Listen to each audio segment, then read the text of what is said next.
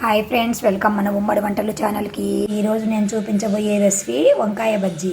పొడవుగా ఉన్న తొటిమెను కొంచెం ఇట్లా చిన్నగా కట్ చేసుకున్నాను. ఇట్లా పొడవుగా వస్తాయి కదా, ఇక్కడి వరకు కట్ చేసుకున్నాను. ఇలా శుభ్రంగా వంకాయలను కడిగి ఇలా ఘాటు పెట్టుకోవాలి. స్టవ్ పైన గిన్నె పెట్టుకొని ఒక 2 గ్లాసుల నీళ్ళు వేసి పెట్టుకున్నాను. ఇందులో కొంచెం సాల్ట్, కొద్దిగా పసుపు వేసి బాగా నీళ్లు మరిగించుకోవాలి.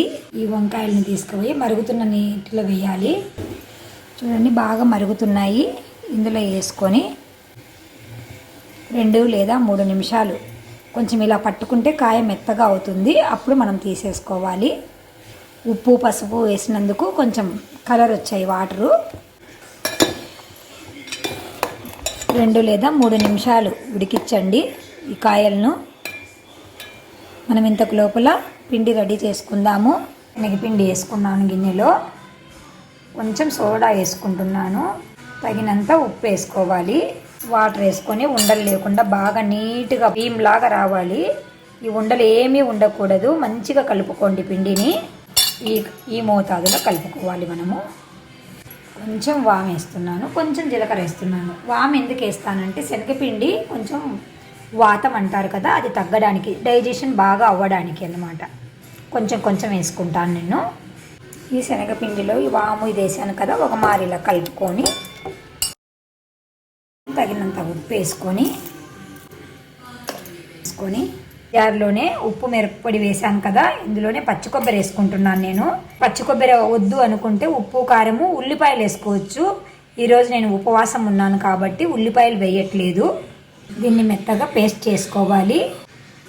ఇలాగ మెత్తగా పేస్ట్ చేసి పక్కన పెట్టుకోవాలి. దీన్ని ఇలాగా బాగా మరగనివ్వాలి ఫ్రెండ్స్. వంకాయలను ఒక 5 మినిట్స్ పడుతుంది ఫ్రెండ్స్. నేను 2 లేదా 3 నిమిషాలు అన్నాను కదా, 5 to 7 కూడా పట్టొచ్చు.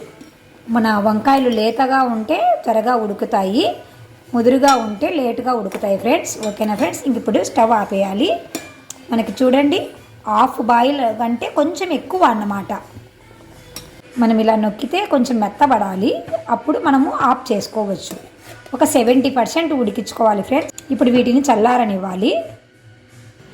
ఇలాగ పట్టుకుంటే మనకు మెత్తగా అవ్వాలి. అప్పుడు మనము స్టవ్ ఆపేసుకోవాలి ఫ్రెండ్స్. ఓకేనా ఫ్రెండ్స్? వీటిని చల్లారనివ్వాలి. స్టవ్ పైన బాండీ పెట్టాను.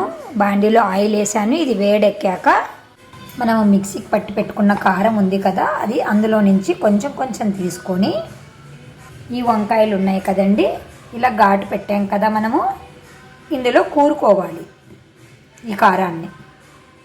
మీకు ఎక్కువ కావాలంటే ఎక్కువ పెట్టుకోవచ్చు, తక్కువ కావాలంటే తక్కువ పెట్టుకోవచ్చు ఫ్రెండ్స్. ఆయిల్ వేడెక్కింది.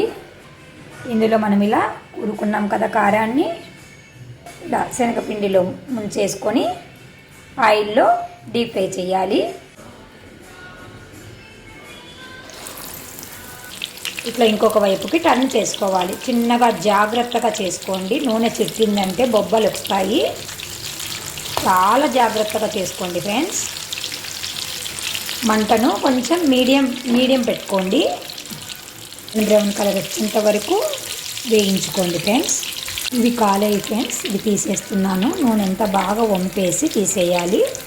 చాలా చాలా టేస్టీగా ఉంటాయి ఫ్రెండ్స్. స్నాక్ లాగైనా తినచ్చు, లేదు అంటే బ్రేక్ఫాస్ట్గా అయినా తీసుకోవచ్చు. అది మీ ఇష్టం అండి. ఎక్కువ మటుకు చాలామంది స్నాక్స్ లాగే తీసుకుంటారు వీటిని. అంతే ఫ్రెండ్స్, ఎంతో ఈజీగా, ఎంతో సింపుల్గా మన చేతులతో మంచి ఆయిల్ వేసుకొని మనం బజ్జీలు చేసుకొని తింటే ఆహాహాహా ఏమి టేస్టో. వంకాయ అంటే మజాకా అన్నట్లు అనిపిస్తుంది ఫ్రెండ్స్. తప్పకుండా మీరు ట్రై చేసి మీకు ఎలా వచ్చాయో మాకు కామెంట్ రూపంలో తెలియజేస్తూ ఉండండి ఫ్రెండ్స్. Bye bye friends.